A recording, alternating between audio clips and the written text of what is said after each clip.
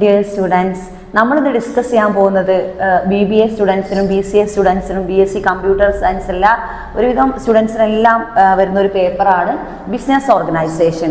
ഈ ഒരു പേപ്പർ നിങ്ങൾക്ക് ഏത് കോഴ്സ് എടുക്കുകയാണെങ്കിലും എന്തായാലും നിങ്ങൾക്ക് ഉപകാരപ്രദമായ ഒരു പേപ്പറാണ്. ഓക്കെ, ബിസിനസ് ഓർഗനൈസേഷൻ, അതായത് ഇതിൽ നമ്മൾ ബിസിനസ്സിനെ പറ്റിയിട്ടാണ് പറയുന്നത്. ECO 01. ഓക്കെ, ഇത് ഇഗ്നോ കുട്ടികൾക്ക് ശ്രദ്ധിക്കുക, അവർക്ക് ECO 01 എന്ന് പറയുന്ന ഒരു കോഡിലാണ് ഇതുള്ളത്, അവർ ശ്രദ്ധിക്കുക. അല്ലാത്ത കുട്ടികൾക്കും അല്ലാത്ത സ്റ്റുഡൻസിനും, അതായത് BBA സ്റ്റുഡൻസിനും BCA സ്റ്റുഡൻസിനും BSc കമ്പ്യൂട്ടർ സയൻസ് സ്റ്റുഡൻസിനും ഒക്കെ വരുന്ന ഒരു പേപ്പറാണ് ബിസിനസ് ഓർഗനൈസേഷൻ. ഓക്കെ, നമ്മളിത് എടുക്കാൻ പോകുന്നത് ബിസിനസ്സിനെ പറ്റിയിട്ടാണ്. ഇതിൽ നമുക്കറിയാം nature and scope of business ആണ് നമ്മളിതിൽ കണ്ടിന്യൂ ചെയ്യാൻ പോകുന്നത്. ഓക്കെ,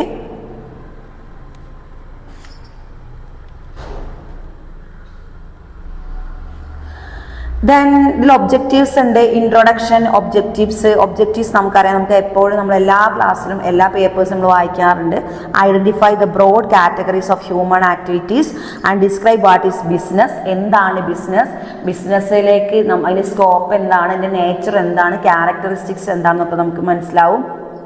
അതിൽ identify the broad categories of human activities, നമ്മുടെ മനുഷ്യൻ്റെ ആക്ടിവിറ്റീസിലുള്ള ആ ബ്രോഡ് കാറ്റഗറീസ് എന്തെല്ലാമാണ് റിലേറ്റഡ് ടു ബിസിനസ് ആണ് കേട്ടോ, അത് മറന്നു, റിലേറ്റഡ് ടു ബിസിനസ്, അത് human activities related to business. Okay, next list the features of objectives of business.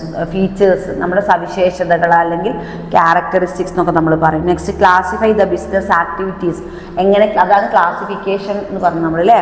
Classify the business activities and explain the nature of business organisation. അപ്പോൾ നമ്മുടെ പേപ്പറിൻ്റെ പേര് തന്നെ ബിസിനസ് ഓർഗനൈസേഷൻ ആണ്. അപ്പോൾ എന്തായാലും അതിനൊരു എസ്സേ നമ്മൾ ഇതൊന്ന് പ്രതീക്ഷിക്കാം.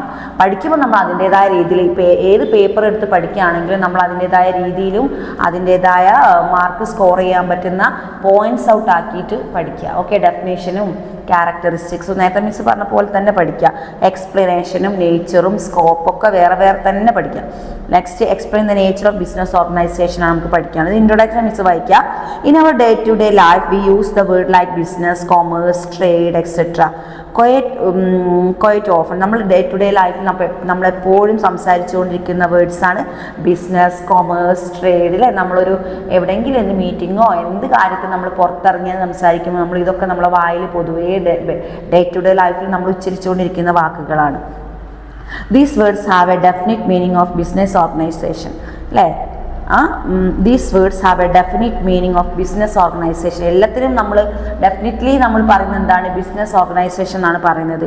In this introductory you will learn to extract connection of such item. You will learn to distinction of economic and non-economic activities, objectives, എക്കണോമിക്സും നോൺ എക്കണോമിക്സും ആയിട്ടുള്ള ആക്ടിവിറ്റീസ് അല്ലെ, സാമ്പത്തികപരമായിട്ടും സാമ്പത്തികമായിട്ട് റിലേറ്റഡ് അല്ലാത്തതുമായ activities related to business, and to classification of business activities and importance of organisation and the role of entrepreneur in business. Role of entrepreneur, ഒരു ബിസിനസ്സിലേക്ക്, അതായത് ഒരു ബിസിനസ്സുകാരൻ അല്ലേ, അത് ഇൻവെസ്റ്റ്മെൻറ്റ് ചെയ്യുന്ന ഒരാൾ ബിസിനസ്സിലേക്ക് ഇറങ്ങുമ്പോൾ ശ്രദ്ധിക്കേണ്ട കാര്യങ്ങൾ ഇത്രയും കാണാം. ദെൻ നമ്മൾ ഫസ്റ്റ് പോയിന്റ് ഹ്യൂമൻ ആക്ടിവിറ്റീസ് എങ്ങനെയാണ്, ഇതിൽ ഹ്യൂമൻ ആക്ടിവിറ്റീസ് എങ്ങനെയാണ് ബിസിനസ്സിന് റിലേറ്റഡ് ആണെന്ന് നോക്കാം. All of you participate the various kinds of work from the home. We get to bed in the morning, all the time we go to sleep at night. നമ്മൾ രാവിലെ ഉറക്കണമെന്ന് രാത്രി ഉറങ്ങുന്നത് വരെ നമ്മൾ ഓരോ പ്രവൃത്തികളും എല്ലാം കൊണ്ട് നമ്മുടെ ഡേ ടു ഡേ ലൈഫ് എന്താണ്, ബിസിയാണ്. We get up from bed in the morning and brush your teeth, take bath and get breakfast. നമ്മൾ രാവിലെ ഇരിക്കുന്നു, പല്ല് ബ്രഷ് ചെയ്യുന്നു, ബ്രേക്ക്ഫാസ്റ്റ് കഴിക്കുന്നു. Then children to goes to school and college or study. കുട്ടികൾ സ്കൂളിലേക്ക് പഠിക്കാൻ പോകുന്നു, വലിയ ആൾക്കാർ കോളേജിലേക്ക് പഠിക്കാൻ പോകുന്നു. Elders to go office to factory or shop. വലിയ ആൾക്കാർ ഫാക്ടറിയിലേക്ക് പോകുന്നു, അല്ലാത്തവർ ഷോപ്പിൽ വർക്ക് ചെയ്യുന്നവർ ഷോപ്പിലേക്ക് പോകുന്നു, ഫീൽഡ് വർക്ക് ചെയ്യാൻ പറ്റുന്നു, അങ്ങനെ പോകുന്നു. And housewife work at home. Housewife എന്നൊരു ഹോമിൽ വർക്ക് ചെയ്യുന്നു. In the evening all of come to back home. എല്ലാവരും കം ടു ബാക്ക് ഹോം, എല്ലാവരും വീട്ടിലേക്ക് തിരിച്ചെത്തുന്നു. Take food and sleep. എന്ത് ചെയ്യുന്നു, ടേക്ക് ഫുഡ് ആൻഡ് സ്ലീപ്പ്. എന്ത് കഴിക്കുന്നു, ഭക്ഷണം കഴിക്കുന്നു. All activities in which we thus participate from morning till night care called human activities അല്ലേ. അപ്പോൾ ഇത്രയും ആക്ടിവിറ്റീസ് നമ്മൾ രാവിലെ എണീക്കുന്നു, പല്ല് തേക്കുന്നു, ബ്രഷ് ചെയ്യുന്നു, കുളിക്കുന്നു, ആളുകൾ സ്കൂളിൽ പോകുന്നു, വരുന്നു, ഷോപ്പിൽ ജോലിക്ക് പോകുന്നു, വരുന്നു, വലിയ വലിയ ആൾക്കാർ അവിടെ ഫാക്ടറിയിൽ ജോലി പോകുന്നു, അങ്ങനെ പോകുന്നു. അങ്ങനെ നമ്മൾ ഡേ ടു ഡേ ലൈഫിൽ നമ്മൾ ചെയ്യുന്ന ഈ ഒരു പ്രവൃത്തികളെല്ലാം എന്താണ്? ഹ്യൂമൻ ആക്ടിവിറ്റീസ് ആണെന്ന് പറയും. നമ്മൾ എടുക്കുന്ന ഷോർട്ട് ഹെഡിങ് ഹ്യൂമൻ ആക്ടിവിറ്റീസ് എങ്ങനെയാണ് റിലേറ്റഡ് ടു ബിസിനസ് എന്നതിലേക്കാണ് നമ്മൾ വരുന്നത്. If you closely examine the human activity, you will find out that these some produce of economic benefit, work in the fact. അതായത് നമ്മൾ ഈ പറഞ്ഞ ഈ ആക്ടിവിറ്റീസിൽ എക്കണോമിക് ബെനിഫിറ്റുള്ള പ്രവൃത്തി എന്താണ്? ജോലിക്ക് പോകുന്നത് മാത്രമാണ് അതിൽ എക്കണോമിക് ബെനിഫിറ്റ് ഉള്ളത്. കാരണം കുട്ടികൾ കോളേജിലേക്ക് പോകുന്നതും കുട്ടികൾ സ്കൂളിലേക്ക് പോകുന്നതും ഹൗസ് വൈഫുമാർ ഹൗസിൽ വർക്ക് ചെയ്യുന്നത്, ഹോമിൽ വർക്ക് ചെയ്യുന്നത് എന്തല്ല? ഒരു എക്കണോമിക് ബെനിഫിറ്റ് ഉള്ള ആക്ടിവിറ്റീസ് അല്ല. Then some other activities like brushing teeth, taking bath and going to school, playing, cooking for the family do not produce any direct benefit to economics. നമുക്ക് സാമ്പത്തികപരമായിട്ട് would not benefit ആണ്. അതായത് എന്തില്ല, ഒരു ബെനിഫിറ്റും ലാഭമോ പ്രോഫിറ്റോ അല്ലെങ്കിൽ ഇൻകമോ കിട്ടാത്ത പ്രവൃത്തികളാണ് അവർ സ്കൂളിൽ പോകുന്നതും ഫുഡ് പാകം ചെയ്യുന്നതും അതൊന്നും. പക്ഷെ അതിൽ കിട്ടുന്നത് എന്താണ്? ഫാക്ടറിയിൽ പോയി ജോലി ചെയ്യുന്ന ഒരു കൂട്ടം ആൾക്കാർ എന്നാണ് പറഞ്ഞത്, ഷോപ്പിലേക്ക്, അതാണ് കിട്ടുന്നത്.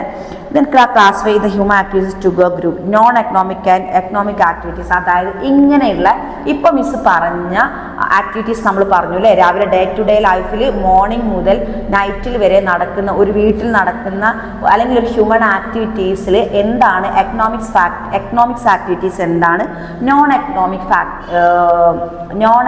ആക്ടിവിറ്റീസ് എന്താ നമുക്ക് നോക്കാം.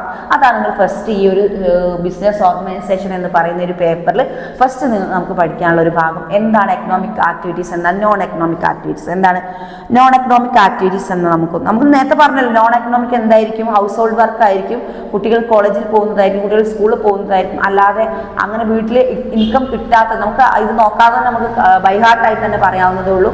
ഇൻകം കിട്ടാത്ത ഡേ ടു ഡേ ലൈഫിലുള്ള പ്രവൃത്തിയാണ് എക്കണോമിക് ആക്ടിവിറ്റീസ്. ഇൻകം കിട്ടുന്നത് എന്ത് ആക്ടിവിറ്റീസ് എന്ന് പറയുന്നു? എക്കണോമിക്സ് ആക്ടിവിറ്റീസ് എന്ന് പറയുന്നു അല്ലേ. Okay, non economic activities, these are the activities which are conducted by the human being due to the love and affection.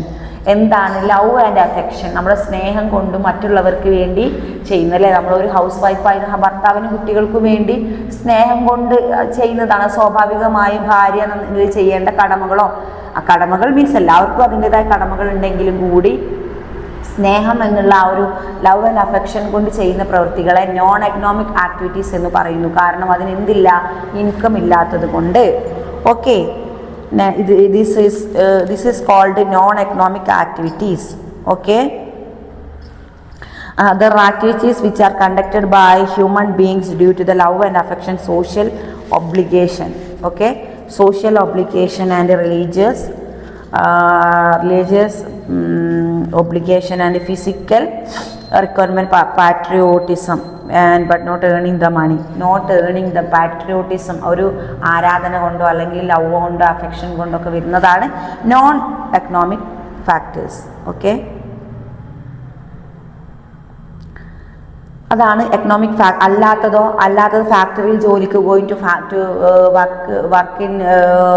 To factory and work in that factory, then shops, markets, എവിടെയൊക്കെ എന്തൊക്കെ ജോലിക്ക് ആളുകൾ മാർക്കറ്റിൽ പോകുന്നു, പിന്നെ doctors, then advocates, doctors, teachers, then bank employees, village employees, അങ്ങനെ ഇഷ്ടംപോലെ professional employees ഒക്കെ ഉണ്ട്. അങ്ങനെ പലതരം എംപ്ലോയീസ് ഉണ്ട്. അതൊക്കെ ഇൻകം ബേസ്ഡ് ബെനിഫിറ്റ് ആണ്. അതുകൊണ്ട് അതിനെ എന്തെന്ന് പറയുന്നു? എക്കണോമിക് ആക്ടിവിറ്റീസ് എന്ന് പറയുന്നു.